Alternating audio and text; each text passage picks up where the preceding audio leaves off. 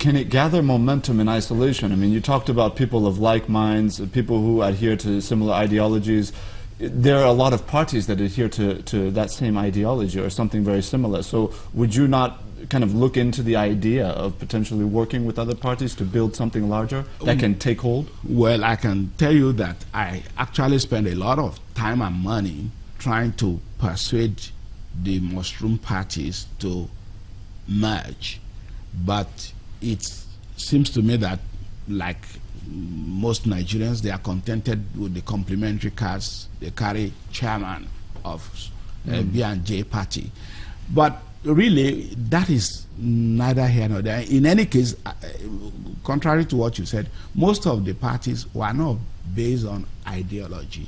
They are not based on any clearly defined values. They are just throwing promises. We will do this, we will do that, not within the framework of a clearly discernible ideology. We want to have a conservative party, far-right party, left of center, right of center. Those are the kind of things you need to make choices rational.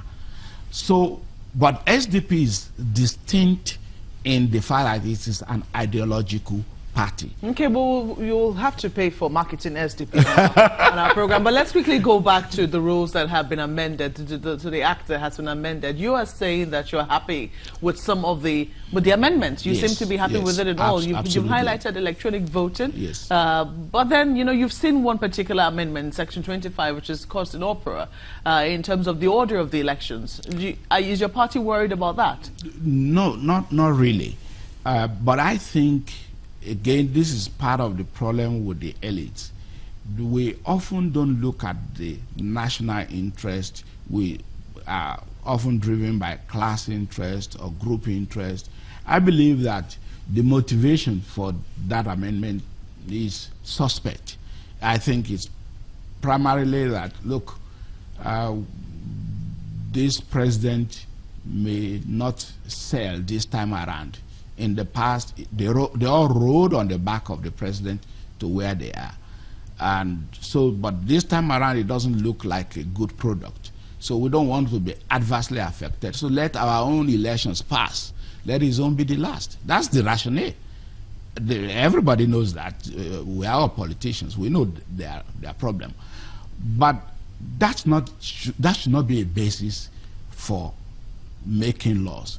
But you cannot really objectively say there's something wrong with one set of elections coming before the other. Ideally, our elections should be staggered, actually, so that it doesn't really depend on the other. No reason why we cannot have governors and presidents elected at a season and lawmakers elected another season. But we're evolving. So I don't think we should make a big issue about it. But the real issue is, which is for the court to determine, does the National Assembly have the right to try to take away the authority of INEC in setting the timetable?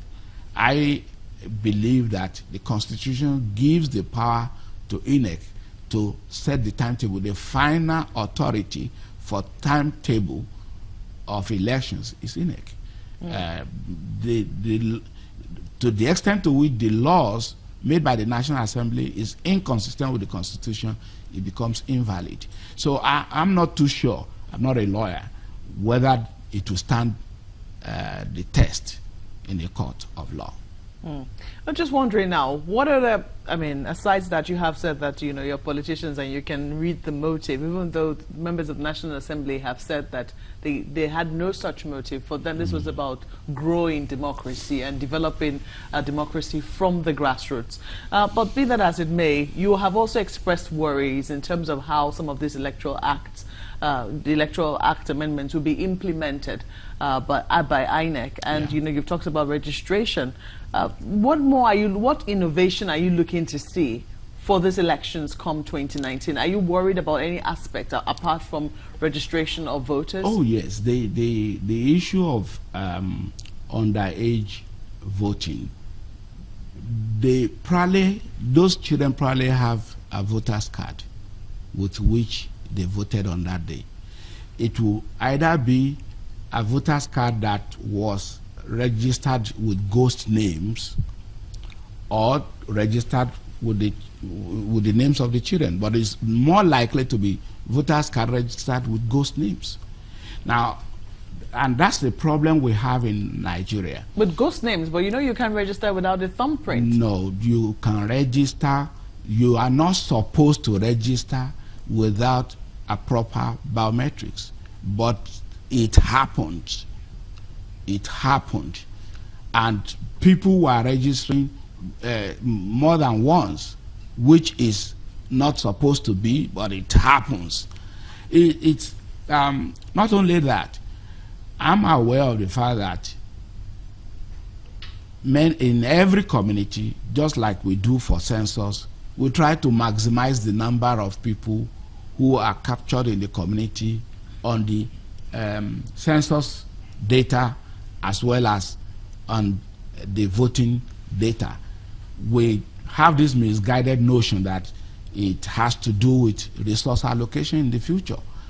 But so you have a voters register that is 4 times more than the actual voters that will come out. You say, oh, there is low turnout, there is this percentage of voter turnout. But the truth is that your voters data bank is full of people who are not either existing or are not supposed to be there. Even foreigners, immigrant workers, especially in the north, are on our voters list because we neglected to have a proper integrated data bank. So INEC should clean all of this up. You need to clean it up. Well, we have to thank you most kindly for coming on Zora Easily. We have totally run out of time. Mr. John Dara is a member of the SDP.